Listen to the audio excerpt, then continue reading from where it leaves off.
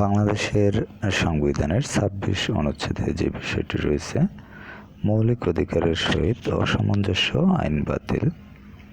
২৬(১) এই ভাগের অভিধানগুলির সহিত অসামঞ্জস্য সকল প্রচলিত আইন যতখানি অসামঞ্জস্যপূর্ণ, এই সংবিধান প্রবর্তন হইতে সেই সকল আইনের ততখানি বাতিল হইয়া যাইবে। ২. রাষ্ট্র এই ভাগের কোনো বিধানের সহিত অসামঞ্জস্য কোনো আইন প্রণয়ন করিবেন না, এবং অনুরূপ কোনো আইন প্রণীত হইলে তাহা এই ভাগের কোনো বিধানের সহিত যতখানি অসামঞ্জস্যপূর্ণ ততখানি বাতিল হইয়া যাইবে। ৩.